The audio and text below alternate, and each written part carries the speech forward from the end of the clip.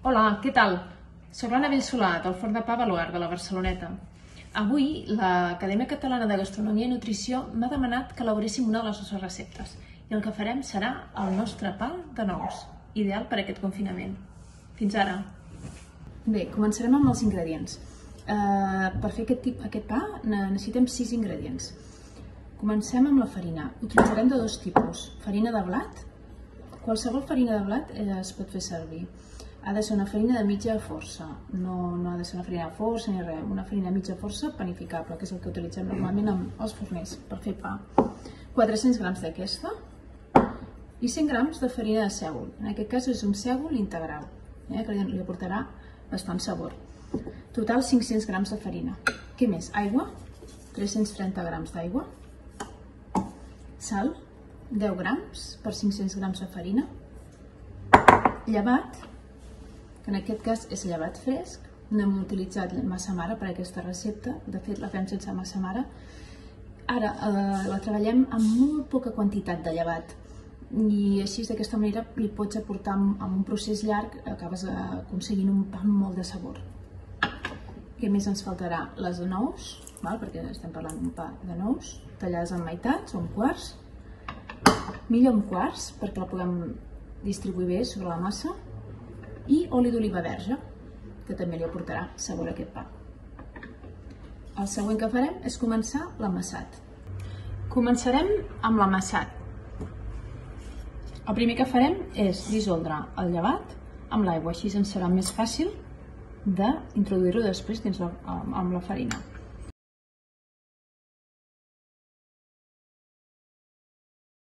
Ara ja tenim el llevat dissolt amb l'aigua, amb els 330 grams d'aigua. El que farem és agafar la farina. Recordeu que teníem un bol amb farina de blat i un altre bol amb farina de sègol. Els barregem tots dos. I mesclem bé les farines. Agafem la sal, els 10 grams de sal, i els posem amb la farina. Mesclem. Anirem introduint l'aigua a poc, i aquest pas el fem aquí dins el bol, perquè no se'ns escapi els ingredients. El que farem és treballar aquesta massa a sobre de la taula. Agafar i treballar-lo a sobre de la taula.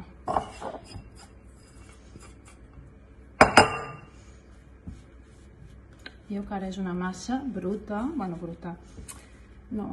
està feta. I aquest procés d'amassat potser és de les coses més difícils.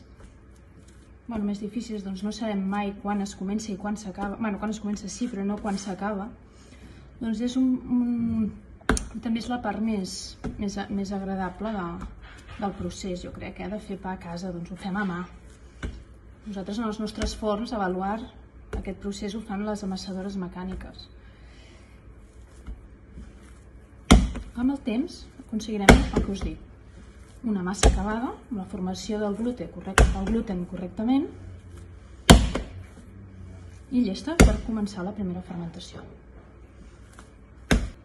Ens faltarà, en aquesta recepta en concret, hem dit que era una xapata d'oli d'oliva i sègol, doncs ens faltarà afegir l'últim ingredient que no l'hem afegit, que és l'oli d'oliva. El que farem, nosaltres el que fem és sempre, en aquesta recepta en concret, és afegir-lo 5 minuts abans d'acabar l'amassat. O sigui, quan la massa estigui una mica més feta. Com veieu, la massa està fina, està llisa, està uniforme, i l'últim ingredient que ens falta per afegir és l'oli d'oliva, que no l'hem afegit. O sigui que ho farem ara, en aquesta part última. Tombem la massa cap a nosaltres, la part més amassada que està aquí, i anirem incorporant l'oli d'oliva. Ho farem amb 3 vegades perquè la massa no és capaç d'absorbir-la tota la vegada. L'oli és molt escandalós a l'hora de treballar, però em sembla que no l'hagi d'absorbir mai aquesta massa, però ho acabarà fent.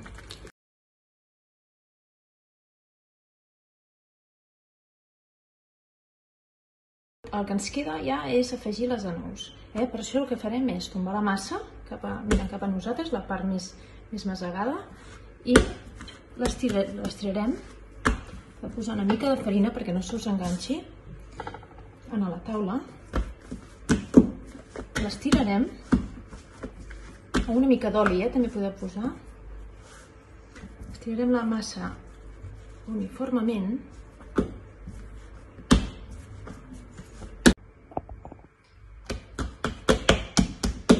I ara el que farem és afegir les nous a sobre. Les repartirem uniformement. I les enfonsarem lleugerament també perquè quedin més clavades. Bé, ja tenim les nous repartides en la massa. Ara l'únic que farem és plegar-la. Vam fer un plec cap aquí, un altre plec aquí, un segon plec, i acabarem amb un tercer plec. I un cop ja hem fet aquests 3 plecs, ja volejarem aquesta massa, perdó. Bé, agafarem el bol i afegirem oli d'oliva en el fons perquè no se'ns enganxi la massa i incorporarem el nostre pastó dintre. Com veieu, la filmarem i fermentació. Nevera fins a l'endemà. Bueno, a l'endemà hem recuperat la nostra massa de la nevera. Veieu que aquesta massa s'ha mogut perquè ha tingut una primera fermentació molt llarga i el que haurem de fer ara és dividir-la per després coure-la. Enfarinem lleugerament la taula de treball. Traiem la nostra massa del bol i la tombem cap per avall, amb la part més masegada cap a nosaltres. El que farem ara és estirar-la lleugerament per poder-la dividir en peces iguals. Buscarem una forma rectangular, una mica rectangular o quadrada, perquè totes les peces siguin del mateix tamany i volum. Veieu la massa d'aquest gruix, aproximadament uns 2 centímetres. Hem estirat. I ara, amb l'ajuda d'un tallant o d'un ganivet, dividirem en 4 unitats.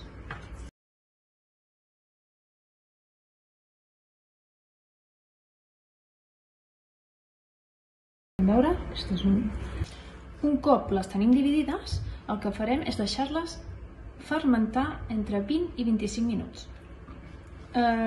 Sempre tapades per evitar corrents d'aire que s'empenyen. I aquí les hem deixat a sobre de la taula de la cuina, però també podríeu, si us fan nosa, en aquests llocs la podríeu posar sobre d'una safata i també tapada amb la tela. De mentre el que farem és precalentar el forn. El millor és posar-lo. El que jo faig per coure pa a casa doncs és diferent coure pa a casa que en el nostre forn.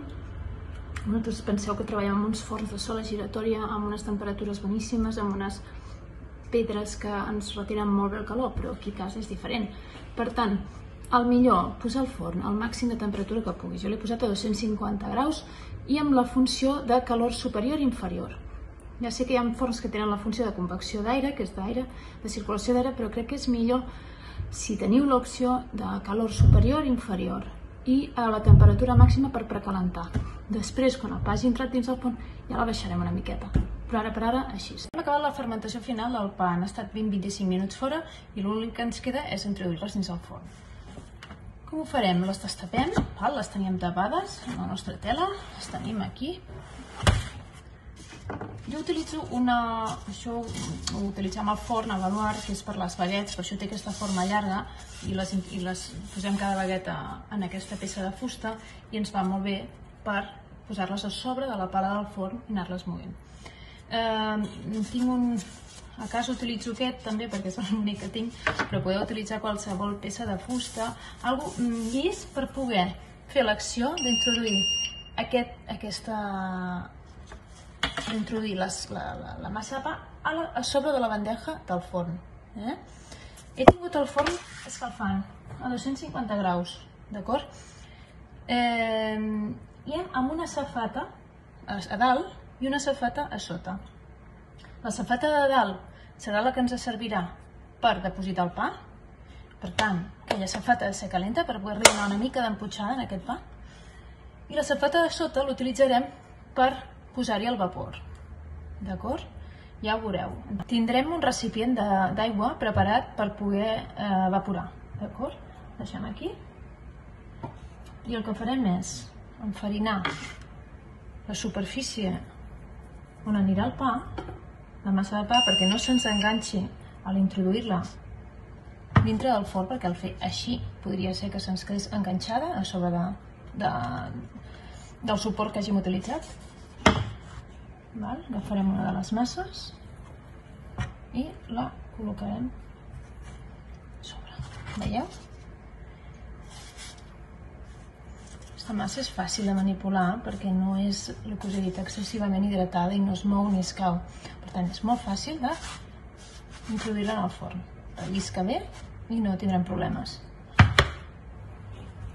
Podem introduir de dos en dos o d'una en una, com vulgueu. Començarem d'una en una. I ara és quan hem d'introduir el vapor. Ungla a mà per poder moure la safata de sota. Obrirem. Veieu com està evaporant. Tancarem el forn. Un minut així. I aquí és quan començaran a créixer les xapates i a agafar una mica de volum. Una de les tècniques que he après fent pa a casa, doncs jo no faig massa de pa a casa, sempre fem pa en el forn del nostre esport, no? És que perquè el pa tingui aquest volum que necessita i que nosaltres li sabem donar molt fàcilment en els nostres superforns, però aquí no tenim un superforn, és un cop hem introduït el vapor, apagar el forn. I deixar-lo així una bona estona. Jo us diria que fins i tot la podem deixar 20 minuts o 15 o 20 minuts i un cop, ja veureu que en aquest moment es queda el vapor amb el calor retingut i el que fa és que ajuda a augmentar el volum d'aquest pa. Això ho he après de l'Ivan Yarza, que és un forner, periodista forner que té un dels millors llibres per fer pa a casa, crec jo que diria que és el millor de tots, en té molts de llibres, i ell ho explicava en un dels seus tutorials de com fer pa a casa i ho feia així. La veritat que ho he provat i és fantàstic perquè funciona sempre i acaba donant un volum al pa difícil de donar amb aquest tipus de forns, però amb aquest sistema funciona. Un cop hem deixat els 15 minuts amb el forn apagat, el que farem és tornar-lo a engegar. Quan el tornem a engegar, el que farem és posar-lo a 210 graus, aproximadament, 200-210. I amb la funció superior i inferior, si teniu l'opció de posar-la, si no amb convecció d'aire. D'acord? I reprendrem la cocció que havíem parat. Comencem. Aquest pa tardarà uns 20 minutets a estar cuit, però el millor és anar-ho mirant i anar veient el color que va agafant. Ara tenim els pans ja quasi cuits. Obrirem la porta del forn, amb compte d'on surt tot el vapor que havíem introduït. Bé, les xapates ja estan cuites, ara només ens faltarà treure-les del forn. Obrirem la porta del forn amb compte de no cremar-nos amb el vapor que sortirà. I un cop ha sortit el vapor, les traiem. Heu d'utilitzar guants, sobretot.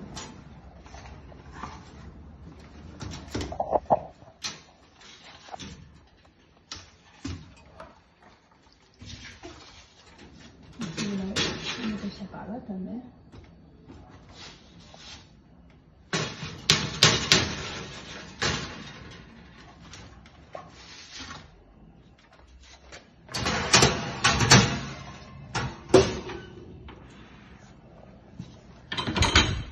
I bé, ja tenim les xapates, cuidao, el crema, d'oli, d'oliva, sègol i nous.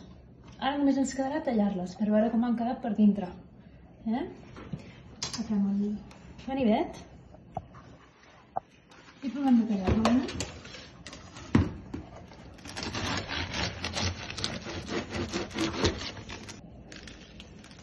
És un pa molt aromàtic i molt saborós, sobretot perquè porta el sègol, l'oli d'oliva, les anous. Doncs aquí teniu la nostra recepta de baluard de xapata de nous. Us animo que la feu, doncs és molt senzilla de fer, ja ho heu vist, i no requereix de molt de temps. Moltes gràcies i fins la pròxima.